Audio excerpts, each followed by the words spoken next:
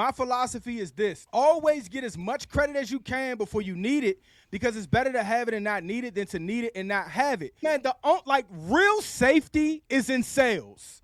Everybody is running away from sales. And people say, I don't like sales. I'm not a salesperson. When I'm like, well, you're selling me on the fact that you don't like sales right now. You are a salesperson. Yeah. And that's the thing that I want people to understand the most. Like, the power is in your hands, but you just have to be strategic. You have to be wise. You have to be shrewd, and you have to be patient. And so I think sometimes people like to outsmart themselves by trying to, quote unquote, beat the system. But the best way to beat the system is to pay your bills. I heard Robert F. Smith say something amazing. He said, man, the key is to get there first fast. And if I'm being quite frank with you, I haven't seen anything like Posterity in the marketplace as of yet. But I truly believe that it'll serve as a testament that you can really do whatever you want to do. You can literally do, like, there is no limit. You should find something in the earth that you're absolutely ridiculously passionate about and fired up about, and go all in with it. I ain't gonna let the problem overtake me. I'm gonna overtake it. Back with another episode, another amazing founder. I found this gentleman on Instagram, and I instantly said, hold up, whatever I'm doing. I dropped everything I was doing. I said, let me vet him. Let me check real quick, because I should definitely have him on. And all I saw was good energy, a huge smile, and I saw a new app dedicated to funding in our community for our businesses. So I want to welcome to the platform Jerone Tyler. How you feeling today, man? Absolutely phenomenal, sir. Phenomenal, man. How about yourself, man? I'm doing good, man. I'm doing good. We in action. We thought about doing it live, but now I already know we might have to have a part two. And I ain't asked you one question yet. No, but I want to start out. We're going to talk about Posterity.ai, but I want to congratulate you, because I get excited when I see Black founders betting on themselves. But not only that, using the insight that they have, the experience they have, to help other founders in our community. Because that's exactly why I started this platform, and I saw you doing your thing, and I was like, I gotta have my man on. So thank you so much for taking time to hop on with me. Man, listen, my pleasure. Thank you so much for having me. Good. So let's take it back just a little bit. When you have a background doing auto financing, mortgage lending, so you know what the banks are thinking, how the banks are moving, also what customers are thinking, like what we're trying to get access to and things like that. So what happened, what triggered you to understand what's happening in those rooms that we don't see, that actually led you to investing in yourself to help coach people, train people, and ultimately build software around funding for businesses? Yeah, absolutely. So, man, Quintel, man, I've always had like a desire to help people discover, man, what they believe is on the other side of the fence, right? And so with that being said, starting out in automotive finance as well as mortgage finance, I begin to see a common denominator, which was the lack of education. It wasn't that people, lacked ambition. It wasn't that they lacked, the get-to-itness, if you will, but it was just the education. Like, I don't know where to go. And oftentimes I would see so many clients and so many customers coming to us for the first time, and they would be crippled with anxiety. Like, I'm sitting here at the table, and it's like, the ticking time bomb. Like, I don't know what this guy's going to come back and tell me. Am I approved? Am I denied? And another thing that I realized as we begin to transition out of COVID was that, a lot more people were going to go into entrepreneurship due to job loss, due to, obviously innovations in the marketplace with AI and things like that. And so I was like, you know what? I'm helping people purchase homes, but everybody is leaning towards the path of entrepreneurship. Mm-hmm. So, like, let me actually dive in and utilize these same principles and tactics that I understand about automotive finance underwriting as well as mortgage underwriting, and then transition it into business credit and business funding. And so with that being said, just taking a step back, I think I may have mentioned it to you, or you probably heard me talking about it, how posterity derives from, it's a biblical term. Absent the D, it's really a T there. But with the T, posterity, the domain name was $100,000. So I decided to save $100,000. Yeah. And I just said, you know what? I was able to myself go out and acquire over $1 million in business credit approvals and business credit loans. And I said, you know what? My mission, I want to democratize this space to make it easier for entrepreneurs and business owners to actually go and acquire funding. And so again, like I say all the time, everybody doesn't need $1 million. Everybody doesn't need 500,000. Everybody doesn't even need 100,000. But if you had a bit of information that could put you and your company and your enterprise in position to figure out how to go get $35,000, that right there could be an absolute game changer for you, your company, in the next 10 years of your trajectory. Yeah. Having access like that financial cushion, it really open up your mind. Like it give you more mental bandwidth, and you just don't have to think about like when money is on your mind, it can really weigh you down. So I appreciate you enlightening people to that, man. For real. 100%. I'm pretty sure people have probably told you about that. You probably get a few sad stories around how people feel when they under pressure, especially in your business, right?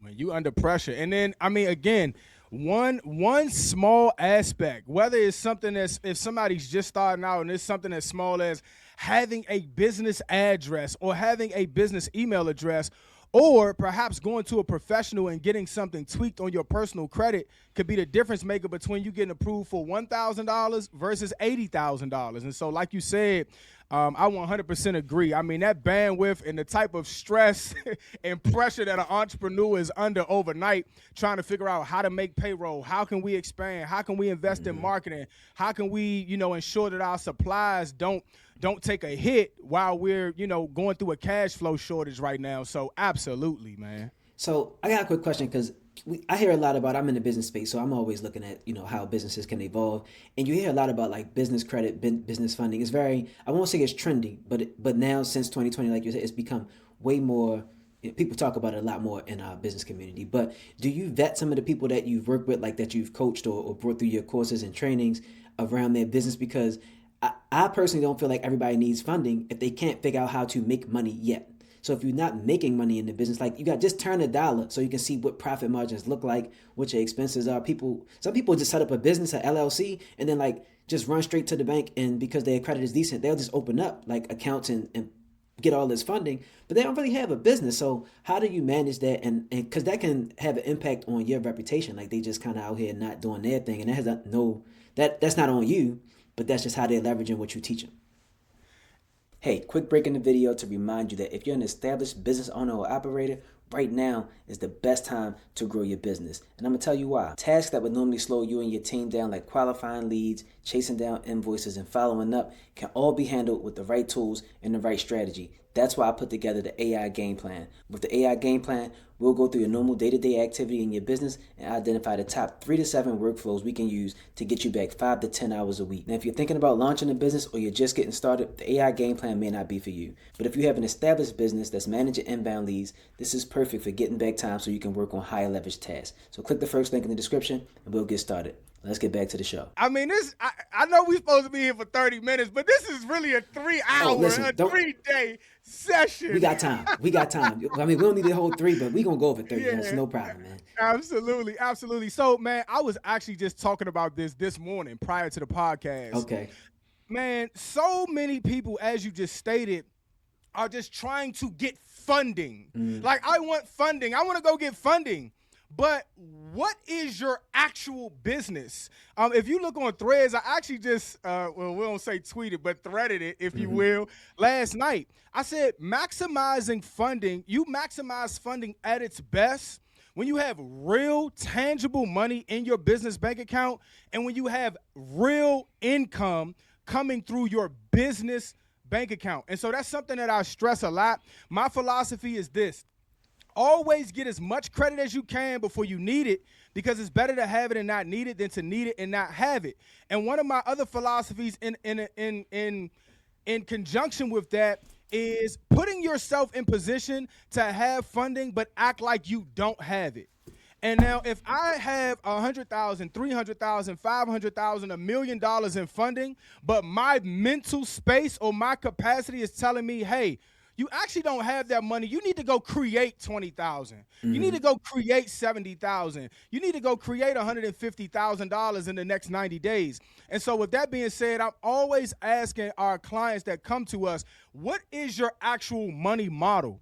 How do you plan on making the money? Because you don't want to spend money unless you have a concept that's going to at least double that money or times 10 that money.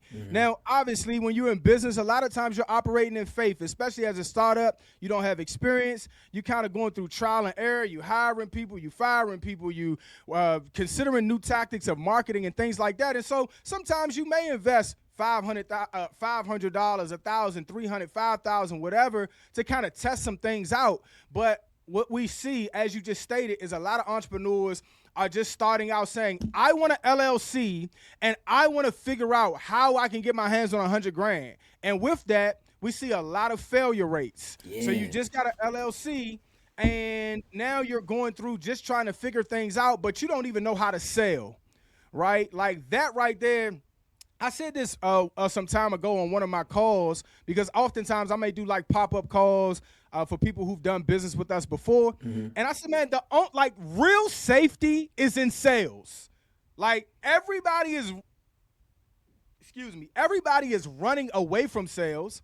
And people say, I don't like sales. I'm not a salesperson. When I'm like, well, you're selling me on the fact that you don't like sales right now. You are a salesperson, right? Yep. Everybody's a salesperson, but there is safety in sales because, and I'll say this and let you get on to the next question, but let me just say this real quick.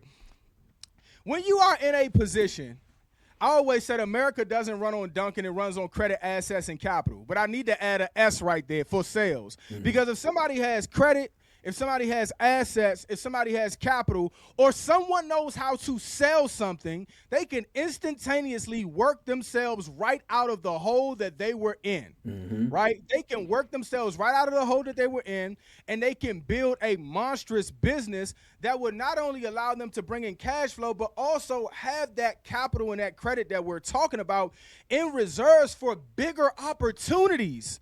It's a totally different dynamic when an entrepreneur can say, hey, a business opportunity just came up and I can put my hands on 75 grand. I can put my hands on, $600,000 depending on the dynamic of your business. And so, man, again, to answer that question in full, it comes down to the money model. How are you going to actually make money? Yo, first, thank you. Thank you so much for breaking that down because people got to get in. I was one of those people who was not into sales. But once I had my juice bar, like I'm only selling a $9 item, right? $10, whatever. But you have to get in front of people. You got to make sales. And what a lot of people don't know is the richest people in a business, other than the owner, is the salespeople. Like they make the most money the fastest because they generate the revenue. They are right. They on the front lines of the money. So they get paid commission, and they get paid commission happily by the person who they're selling for, right? Or with, because it's right next to the money. If you can make me more money, I'm going to give you a chunk of it. So I'm glad you said that because anybody that's listening, wherever you at, you got to understand that you always are selling in your business. So you can't be scared of sales. That's going to scare the money off too, because the money needs to know that it can flow through you. It can flow through your team. So you can't reject that energy at all, man. So thank you for sharing that. Absolutely, 100%. And there's so much safety in it, right? Like when you look at like Quintel, we really take a look at this thing. No matter what the state of the economy is, people are always hiring salespeople, always. Salespeople are always the last people to get fired, always. Yep. All right, so they the conduit for the money, man. They for real. Conduit and everything. I always tell everybody there is no administrative assistant. There's no manager roles. There's no fulfillment without sales. Yeah. If there's no sales, there is no business. Yeah. So I know. So I know you have in your business you do like training. I know you have courses, and you did a book as well too, right? 100K in a day. So, yes, sir. So you have all those things. I love how all of them are basically an ecosystem around the idea of getting funding, building up the business. But what made you say, I need to go ahead and turn this into software? Like when did you decide that you was going to go from the services that you have into a software product? Incredible question. So, man, like I said, I'm always, for people around me, right, always looking at, all right, how can I help someone else better their life, their situation? How can I help them get an approval? How can I help them get their first home, first investment property? How can I help them better understand finance? And so for me, I always like to utilize this example. We went from horse and buggy, obviously prior to me and you ever even coming into existence. There was horse and buggy, but then you had Henry Ford, right?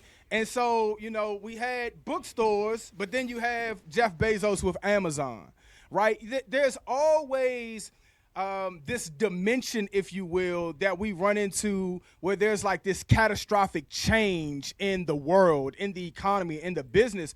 And as I studied a lot of the greats, great entrepreneurs, great leaders, great orators, great business people, one of the things that I always find in common is that they're always in the midst of that which is cutting edge.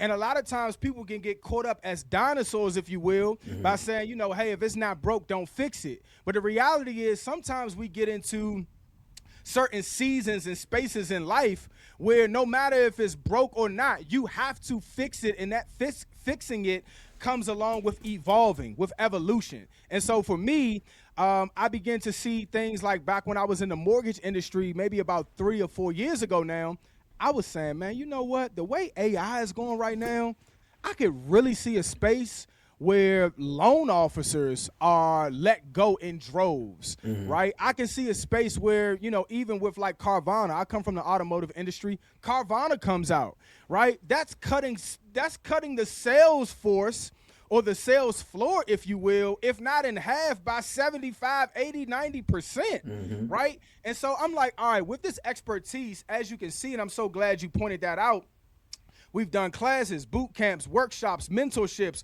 put it inside of a book. Obviously, we have our one-on-one advisory platform as well. But I said, you know what? Man, let's challenge ourselves. Let's take this expertise.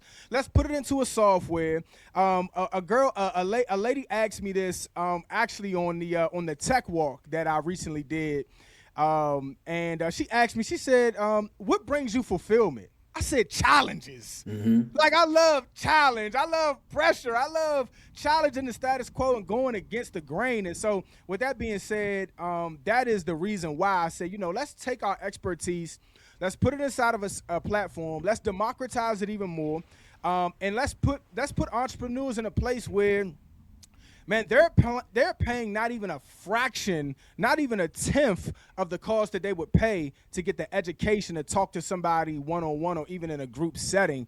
They could get that on the platform for literally pennies on the dollar. Yeah. So describe the platform a bit, because like an entrepreneur may not ever think about what an underwriter is thinking about, so they may not see the value in the tool. Like, I get it because it's giving you, well, I know it walks you through exactly what you may be eligible for and all those good things, but you can share some more of that, but also the thought process and how you might get somebody to better understand why they should spend their time with this tool. Absolutely. So, all right, first thing, the platform allows and causes entrepreneurs to properly structure their business. Now, if you've been in entrepreneurship for, let's say, the last 5+ years, maybe even the last year or two, everybody is talking about having a properly structured LLC, right? Properly structured.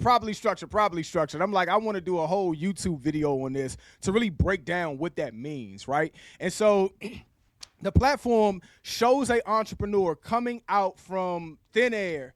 All right, what are the actual components that you need to ensure that you have a bulletproof opportunity at getting approved on this realm, right? Okay. So when it comes to the actual structure of a business phone number, a business email address, a business address, having the proper NAICS code, the amount of employees that you have, your projected revenue income, and things of that nature. And so it helps with that.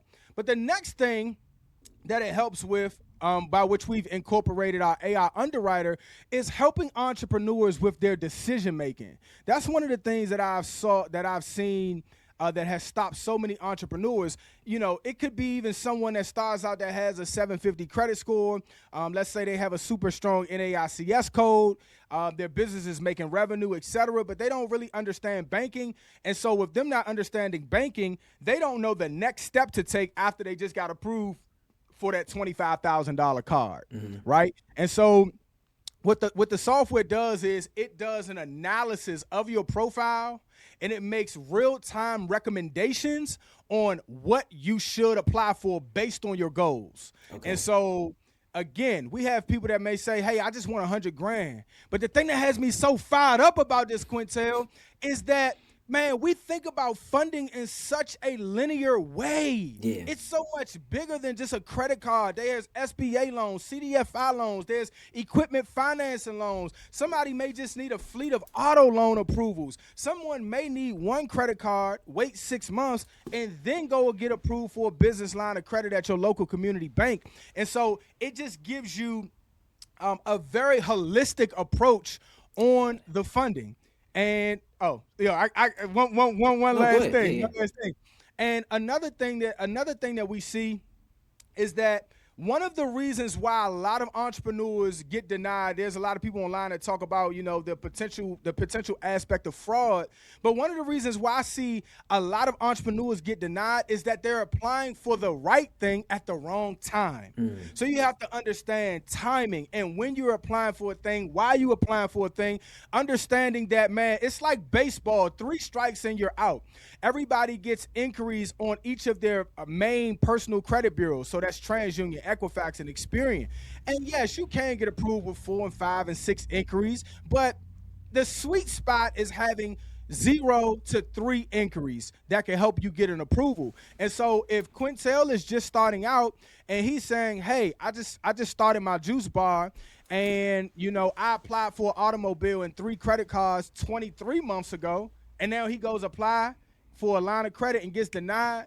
Well, this man got denied because he had too many inquiries. But if he would have just waited to that 24th month, if he would have just waited another 31 days, he could have been in a position where his business got approved for 50 grand. So it's just understanding, man, the banking behind it. And that's the thing that I want people to understand the most. Like, the power is in your hands, but you just have to be strategic. You have to be wise. You have to be shrewd, and you have to be patient when you're talking about funding. So that was a great layout. So let me make sure I got this right. So you gave us a few tips, and then you say, hold up, Quintel, slow down. I need you.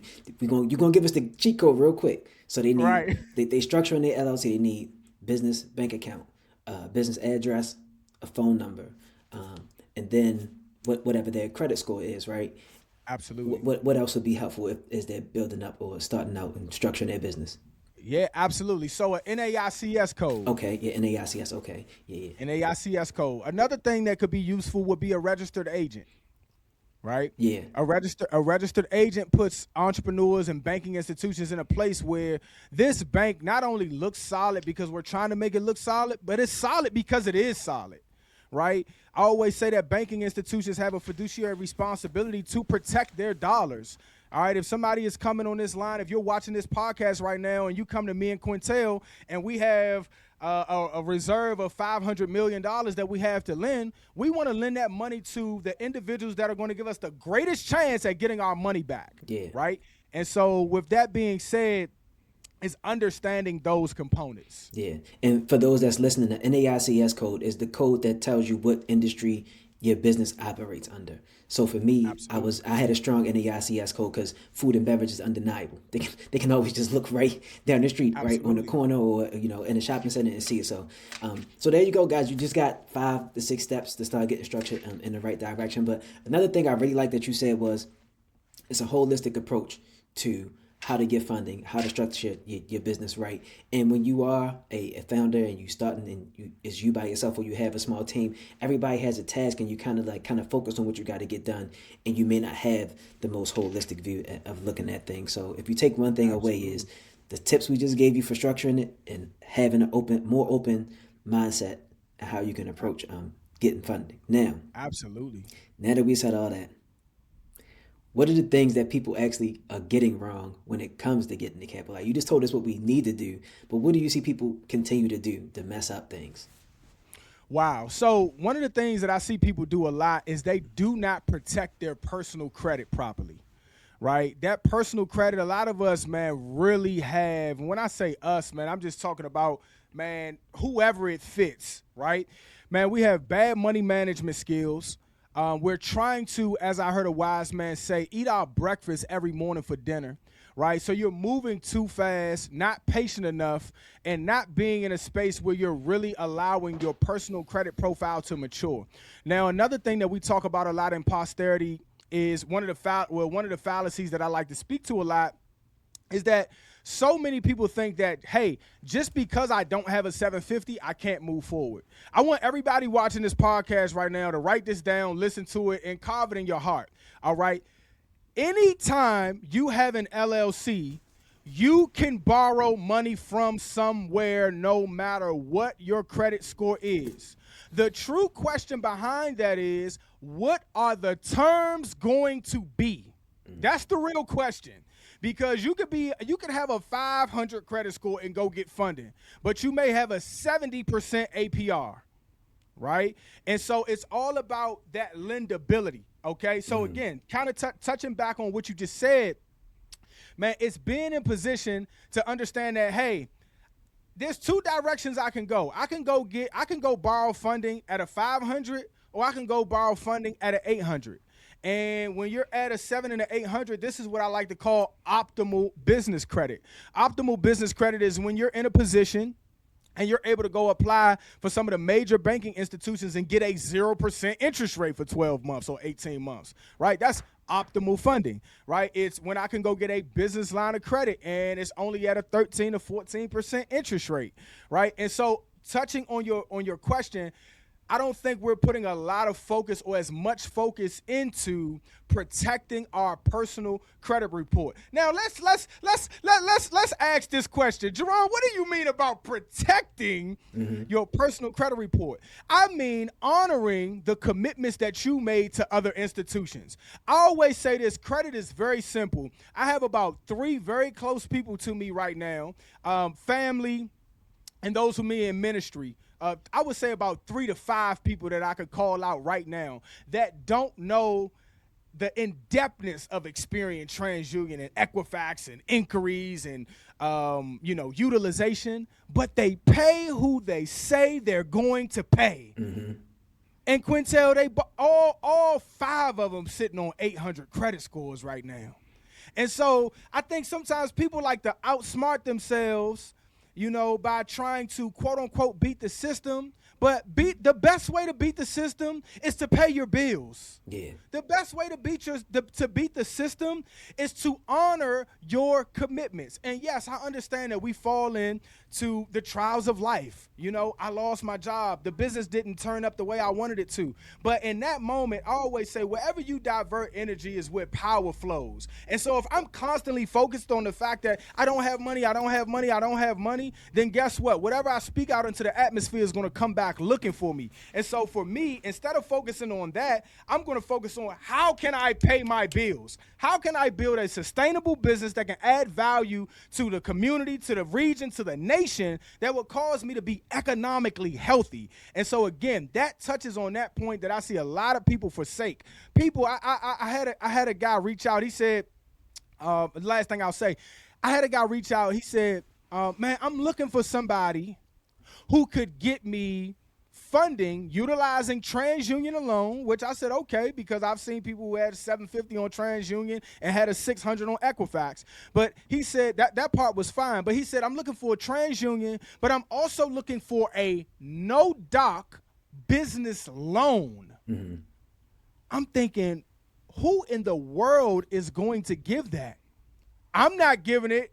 Quintel's not giving it. The viewers watching ain't gonna let somebody come to you and say, hey, I want to borrow $75,000, but I ain't showing you my bank statements. I ain't showing you my tax returns. That's just not the way the world works. Grants don't even work like that. They want you to provide information based on what your vision is, what your platform is, how many staff members do you have, what are your income projections and trajectories. And so with that being said, man, that right there is a key component to, man, literally laying it, master it, cause your personal credit profile to mature. Because once you do that, everything in funding opens up astronomically. Yeah, totally. I experienced the benefit and the downside of that, so I totally agree. Yeah. But you mentioned grants. What do you have any takes or any thoughts around grants? Like I got a grant, and it was a decent grant. So I always like to talk to people about it when I hear them mention it. What do you think about grants? Oh my goodness, I think grants are phenomenal. So I'm gonna give you two perspectives.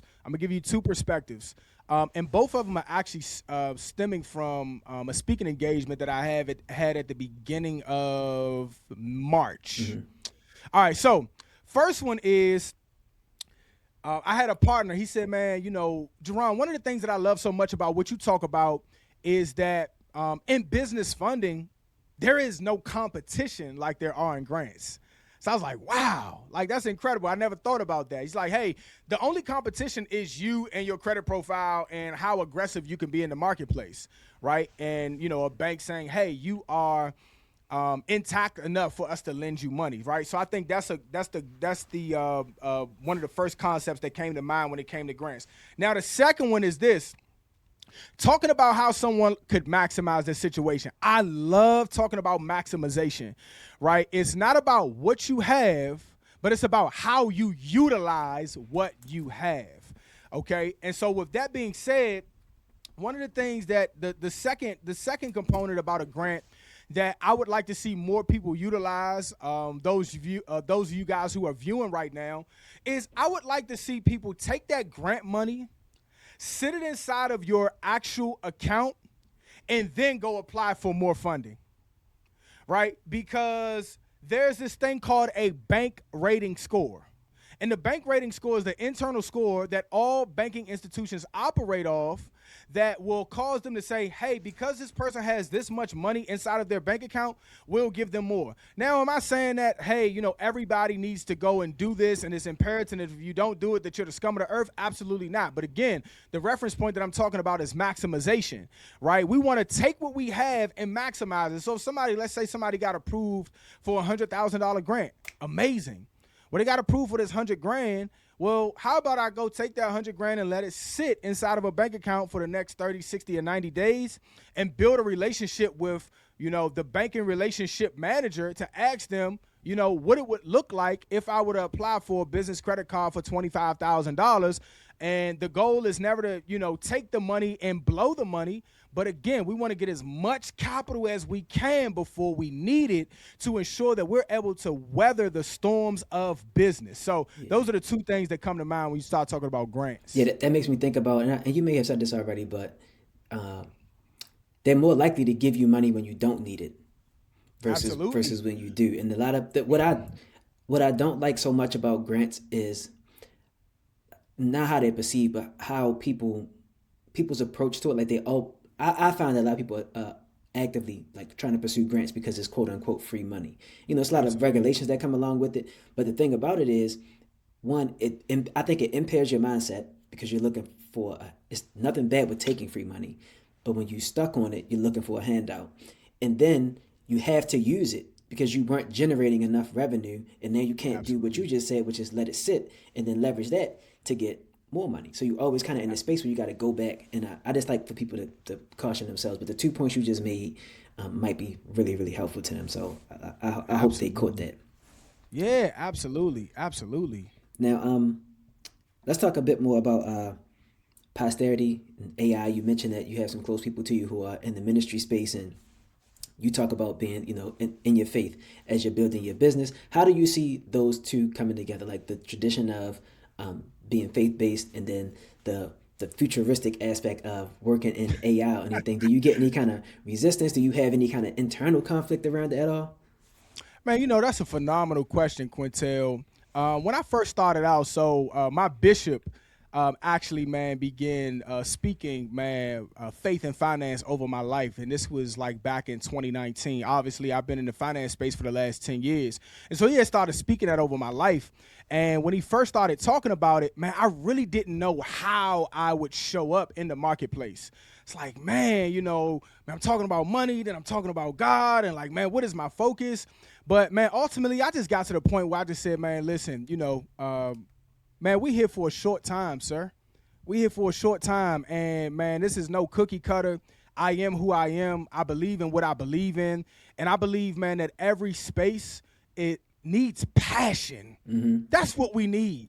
And so with that being said, man, I just show up as my true authentic self. I'm not trying to be like anybody else. I'm not trying to show up like this person that I saw who was successful just because I see that this person is prominent in their space. And so, man, with that being said, one of the things that I've realized on my journey is, man, a lot of the details for me, Quintel, I focus on the details that I believe matter.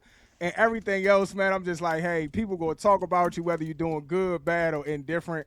And so for me, perhaps I have received resistance and just didn't know it because I'm just showing up, fired up, pumped up, and passionate about, man, what God has shown me. And, man, one of the things that I believe, man, has truly helped me in that journey of, man, faith and finance, man, is just operating from a true place of integrity, but then also giving people real cutting edge information that they can use for their tangible life while we're here on earth. And so, man, it's been incredible, man. That's what I like to hear. You know, it's a saying that mediocrity is invisible until passion shows up. And so, listen, it'd be a lot of times where like a guy like you might show up and it make people feel uncomfortable, right? Because you got a lot of energy, you care about what you're doing. And I once asked my friend, I was asking her, I was like, you know, why do you think, because she worked with me in a business capacity, and I was like, well, you see some of the stuff I do. Why do you think I get so much resistance? Like, I'm not, like, I don't have a big voice and things like that. But she told me, she was like, well, you show up with the plan, and this is not to talk about myself, but I see that we both might get this kind of resistance. She's like, you show up with a plan, and you're always willing to collaborate, but you invite them into the plan, and you didn't let them contribute to the plan, Quintel. And I'd be like, well, you're right. So I got to keep the passion, but not be pushy. But I see the path, and I see how people can get more leverage, whether it be financially or whatever else in their business. And I want to see them win. And I show up all enthusiastic with a plan that's made just for them. Right? Yeah. Or how we can work together or collaborate. It's never just, that's another thing too. I think people think it's weird when you're actually trying to help. Like it doesn't add to business, but I just wanted to share that. And I want to share one other thing, because you may be down with this, but one of my favorite books is Business Secrets from the Bible. It's by Rabbi Daniel Lapin. Are you down with that one? Hold on. Yeah, there we go, man. There we go. See what I'm saying? See, this is what I'm saying. This is why we had to make that connection, man. See? Come on, man. You already know what's up. But, man, that book is so great when it comes to business and understanding faith around business and why business is so good, right? Because it's a spiritual endeavor. It's nothing about it is meant to take away from anybody else. So absolutely. Understanding that, man, truly, like when you understand intrinsically that you're helping somebody, like, man, true freedom comes like, man, when you don't need anything, but you're like in a space where I really genuinely want to help. And so, man, spot on, man. Yeah, that's my book. Hold, give me 1 second. My light went out. Yes, sir.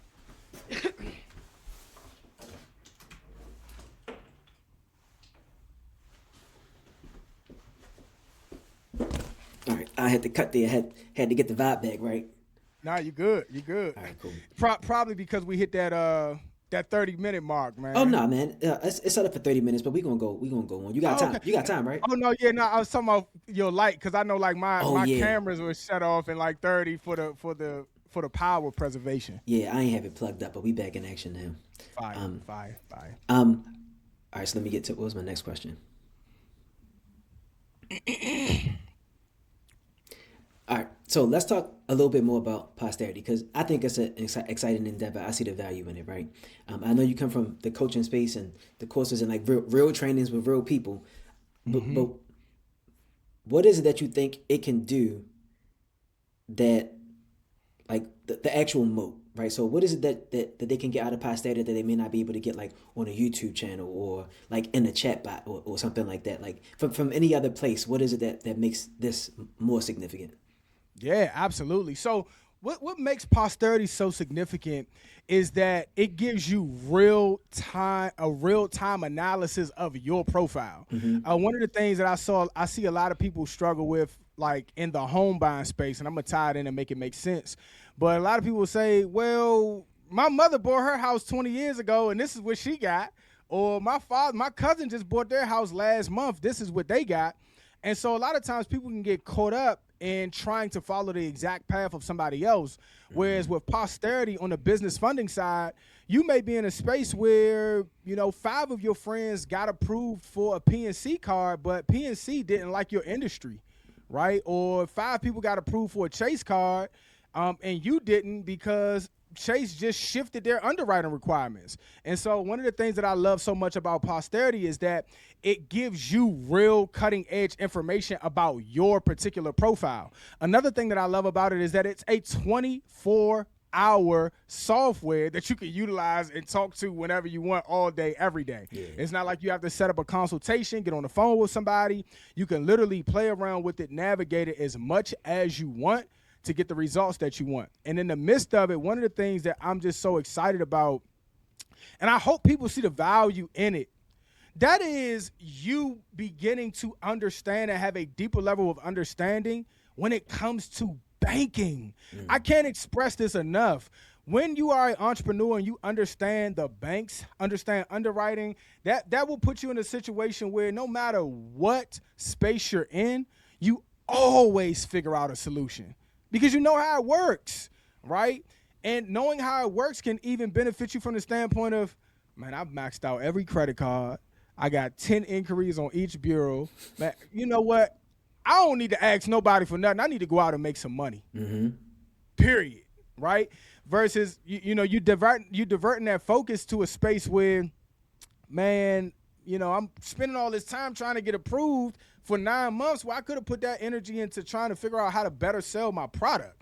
And so again, Posterity puts you in that space where you can go into your software, into your spread. It organizes all of your business structure. It also puts you in a position. This is one of the features that I incorporated inside of Posterity, simply because if you go to Experian Business, if you go to Dun & Bradstreet, if you go to Equifax Business, none of them, as of this time, list out all of your business credit products line by line so that you can properly identify them. So Dun & Bradstreet, if somebody had 30 business trade lines, Dun & Bradstreet may only show 12. If somebody had 30, Experian Business may only show 16. But then none of them even show the name of the product. They just give you the account number. So you got to go through all of these enigmas and all of these challenges just to see your spread. And so inside of Posterity, you can also incorporate or manually input all of your products. When you got the product, how much, what your balances are and things of that nature. And so I just think that that's really cool to be able to look at it, because myself, man, I have so many products, literally so many products. And so incorporating a place where I can keep everything organized was really cool as well. Yeah, that's a great way to build a business, right? To find a gap, but what's not being, delivered. Because Absolutely. I've seen that on Dun & Bradstreet, and you see the lines of just credit. It'll just say credit, a dollar amount, but then you forget, like you said, because if you're doing it right, you may be accessing multiple products at one time, and Absolutely. they could be the same dollar amount, and then you just don't know, what the name is, where it's coming from, and if that's the one that still has the inquiry and stuff, and you want to be organized, so it's great to see that. So I like that. That's a key feature. So I'm glad you came up with that one right there. So I can tell you dog food in your own product, you actually using it yourself, right, to build out the business. To use Posterity to maintain Posterity. Come on, man. Yeah, man. Absolutely, yeah. So, man, I love, man, the component and the building out of it. Another thing, again, it's about next steps. And so if you are in a position, let's just say Quintel, man, give me a random number that somebody could get approved for in funding. $100,000. Perfect. So you got $100,000, and now you're in a position where you either think one or two things. I got $100,000, I'm done. I'm good, right? That's a good perspective. But my mainstay is maximization. So I got $100,000. How do I get my next funding amount? And what's a realistic number that I could pull on? Should I be thinking another $100,000? Should I be thinking $15,000? Should I be thinking $45,000?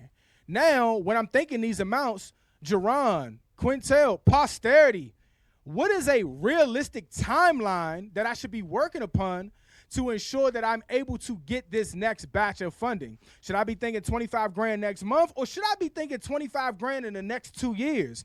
Both are great, but again, when you have the education, then it causes you to be successful on the pathway of the journey, because that 25 grand could be a business line of credit by which you hire some assistants, right? Which you hire your videographer team, right? And so again, that's what I'm thinking the whole time, and that's what Posterity, man, was built for, to help people not just get the funding, but also how do I get to the next step of the journey to make sure that I stay afloat. My goal is to stay afloat and to thrive. I'm gonna be in one of those two seasons. I'm either thriving or I'm on rocky ground right now, and I need to stay alive. Yeah. So you mentioned it, like you might use some of that capital and funding to hire a videographer or something like that. How do you go about like promoting and marketing Posterity? So I know that you have no problem being on camera and sharing and talking with people. So I know you're gonna be out in front of it, but what are some other ways that you go about doing it, or what's the strategy that you actually use? Absolutely. So a plethora of strategies, man. Right now, obviously, with any startup, any tech company, software company, or man, perhaps a juice bar, right? Man, I'm in a space where I'm always testing out new strategies. So obviously, we're on every platform. We're on LinkedIn, Facebook, Instagram, X, Threads. What else? Something else is out there. Whatever's out there, we're on it, right? But now, what I did, unlike the previous companies that I led, as far as like our coaching and consulting company, now we're doing more outreach to institutions and more outreach to corporate spaces, right? To expand brand awareness. And to also just put it out there, man. I heard Robert F. Smith say something amazing. He said, man, the key is to get there first fast. And if I'm being quite frank with you, I haven't seen anything like Posterity in the marketplace as of yet. And so, man, we're on a really heavy push right now just to expand brand awareness and to get it in front of as many people as possible and as many hands as possible. So, again, that comes by way of social media. That comes by way of reaching out to institutions, corporations, forming partnerships, going out and doing what I love to do best, which is speaking in front of people. And so events, being sponsors, servants at events and things like that. So that's what our strategy is at the moment. And then also implementing different, email marketing campaigns and things like that. Nice. I like that. And I like that you referenced Robert F. Smith. I talk about him a lot to anybody that's going to listen. And I don't know why we don't have a book on him yet. Like, I want to write it. I don't have the time, but I want to put it together. So are you familiar with the book, like the Almanac of Naval Ravikant? Okay. No, I'm not. I'm not. So recently a new book came out called The Book of Elon. You heard about that? Mm-mm. All right. So it's a guy named Eric Jurgensen, and he writes these books, but he's friends. He knows Elon now. He knows Naval Ravikant is an angel investor. So he knows these guys. And this is my idea for Robert S. Smith. I just want to share this. You can tell me if it's whack.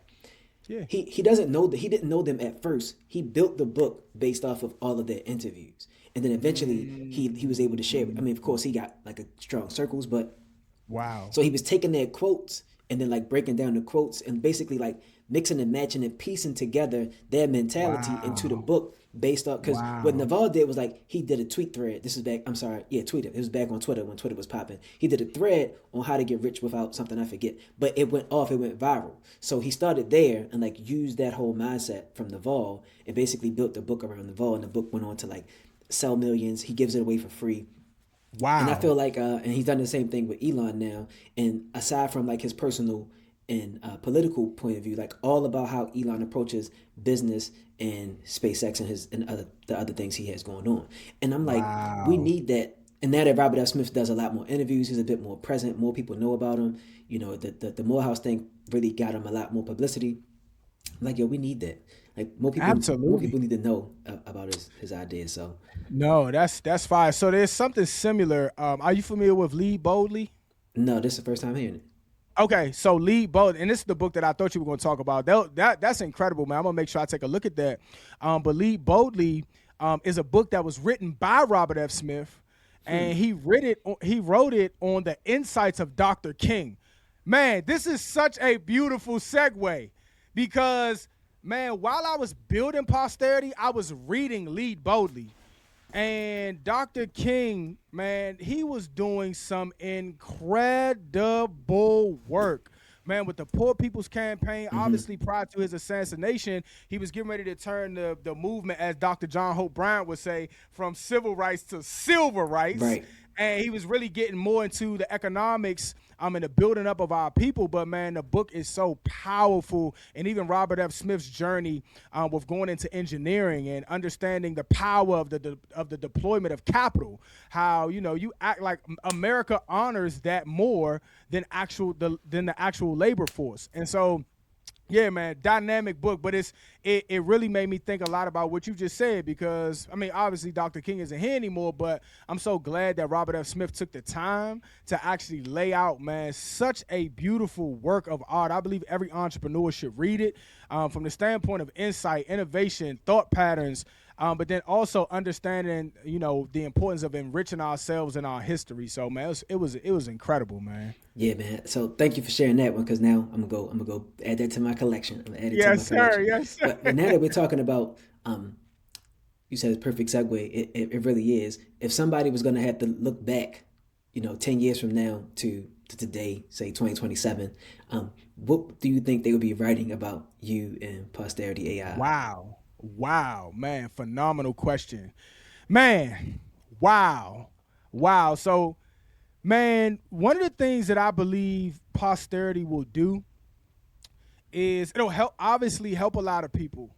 It'll bring a lot of impact. It'll train people up in their understanding of banking and funding and things like that. But I truly believe that it'll serve as a testament that you can really do whatever you want to do. You can literally do, like, there is no limit. Not only is there no limit, you should find something in the earth that you're absolutely ridiculously passionate about and fired up about, and go all in with it. And so, man, people will probably say, man, this dude was absolutely out of his mind and he did not care what anybody thought about him, but he went for it. Yeah. He went for it. Man, he forced his way in. Man, he talked to CEOs of big banks, small banks, regional banks, community banks. Man, he got denied. He succeeded. He got denied. He succeeded. He got denied and succeeded again. Man, he was fired up every day. He wasn't moved by the success or the failure because he believed that the battle was already won. But, man, he kept fighting and kept fighting. He was a man of purpose. He wasn't just driven by a dollar, but driven by truly impacting and helping people. And so, man, that's what I hope people, man, could walk away with, man. That, man, the inspiration behind it. That, man, no matter what your life looks like, man, that God has you in the earth for greater purpose. But, man, put your hands to that thing and don't let up. Keep pushing. Man, whether you high, whether you low, whether you feel burnt out that day, whether you tired and weary, find the inspiration and keep pushing, man. So, Man, thank you for sharing that word. I needed a little extra energy today, man. I was like, yo, yes. I like my man Jerone coming on. I gotta pick it up. I don't know what happened, man, but I woke up a little bit slow, but I'm feeling it now. I'm feeling it now. Yes, But I sir. want to say one thing because you talk about being passionate, and I always I love that you said that, and I think it's true. And I also think that, and then you could tell me what you think about this. I think you should be passionate, but your passion may not what you get paid to do. Absolutely. And I really always say it because I want people to understand you need to keep the thing that you're passionate about in your life. You don't attach it to profit. Like how people say, if you find something you love and you never work another day in your life, you better go to work and get paid. Yeah. You don't have to love it or like it, but still do the Absolutely. things that fill you and that you're passionate about because it'll make your work more worthwhile. It'll make life more worthwhile and more worth living. That's how I see it. And I think that's a journey more people need to get on. Like, all right, because you really think about it. Like, I worked for the government for 14 years. So I'm sitting in a cubicle. Ain't nothing passionate about that other than knowing that I help somebody. Like, everybody wants to help. So on the other end of the phone, I'm processing things that's helping other people get paid. But, like, I've realized, like, outside of that, I can still come home, get on my laptop, fool around in Photoshop. I don't have to sell no T-shirts or graphics, but, that made me happy. And I really want people to take that away. What's one of the things that you may have done, like, before now, this is filling up all your time, maybe. Or maybe your passion might be aligned with your profit, but is there anything that you did on the side that just made you feel, like, more full, even though that's not what paid you? Absolutely, absolutely. So 100% ministry. Okay. Man, I believe, man, that God gave me the gift of exhortation. Exhortation, man, to be able to lift him up, to lift his name on high, to lift up people, to encourage people. That's what feeds me. Encouragement. Like, I just love going into an environment, man, when people, I know a lot of times, man, people look at me crazy, but, man, people give me bad news, quote unquote bad news. I was talking to somebody earlier today. They said, Jerone, man, I'm going to be honest with you. I'm horrible with money. I said, congratulations. You know, man, I just lost my job. Congrats. Right. Like, man, my business is not doing good right now. Congratulations. Because, man, in the midst of every trial, in the midst of every tribulation, man, there's something greater. Man, let me share this. In every situation, one of my favorite scriptures is James chapter 1. It says, count it all joy, my brothers and sisters, whenever you fall into various trials, knowing that the testing of your faith produces patience, but let patience have its perfect work, that you may be perfect and complete, lacking nothing. And then it says, if any of you lacks wisdom, ask our God who gives to all freely and without reproach. What I get from that scripture, because when I was doing mortgages, man, I used to have some heavy days. I'm talking about problem after problem after problem. I just said, man, I'm a professional problem solver. I ain't gonna let the problem overtake me. I'm gonna overtake it. Right. And so I say that to say, all of that to say, in every situation, just as much as there's bad, there's also good.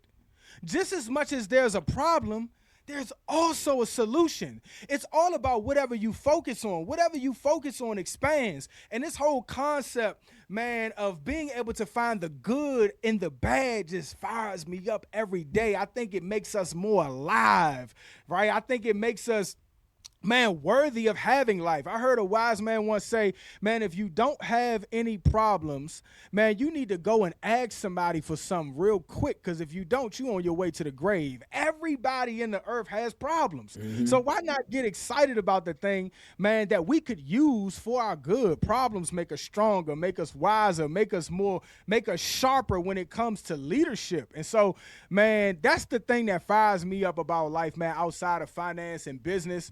Man, I just love, man, encouraging people. I love encouraging myself. All I do all day is, man, listen to encouragement, whether I'm listening to a sermon, a podcast, I'm worshiping, or I'm reading something on business, man. It just fires me up, man. Awesome. Well, I appreciate that. I appreciate you sharing that energy with me and all of the listeners here on the platform. Yes, let us know where they can find you. What's the next step you want them to take, where they can find the app and everything. Absolutely. So, Jerone Anthony Tyler on all platforms. Some of them, I know on Facebook is J. Anthony Tyler, but if you type Jerone Anthony Tyler on all platforms, that's Facebook, Instagram, YouTube, TikTok, X, Threads, Jerone Anthony Tyler, and then we are also on all platforms as well. Posterity.ai. That's on LinkedIn, Instagram, YouTube, Facebook. All of those amazing platforms. So Jerone Anthony Tyler and Posterity.ai.